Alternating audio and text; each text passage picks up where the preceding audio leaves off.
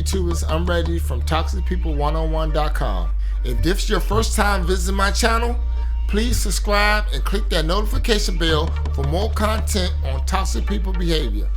The $1 million question is, why can I break away from a toxic person or narcissist? In my opinion, a toxic person or narcissist bonds us through trauma. The clinical term is called trauma bonding. Trauma bonding occurs when a toxic person or narcissist repeats a cycle of abuse with another person, with fused the need for validation and love from the person being abused. It's similar to Stockholm Syndrome. When I was a teenager, an OG once told me this about women. If you treat them nice, they will like you.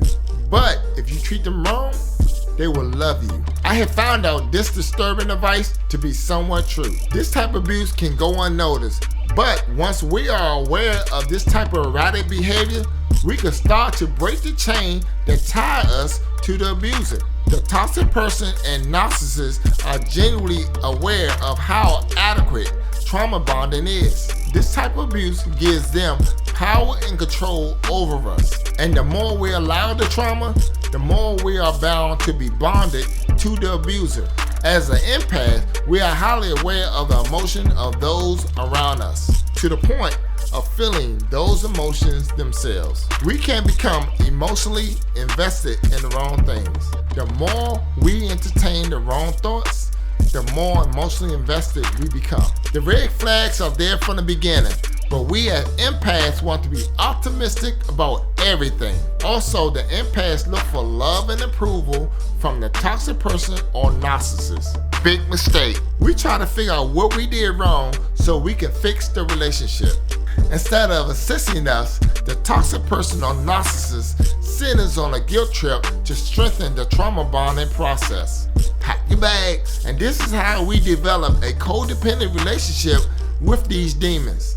And they love the empath for this reason. You have to love yourself more. You may ask, by doing so, can I continue to be in a loving relationship with a toxic person or narcissist? The answer is, you cannot. For you to remain sane, you have to cut your losses to a minimum. The same way you have rules for losses and gains in the stock market, you should have regulations when dealing with a toxic person or narcissist.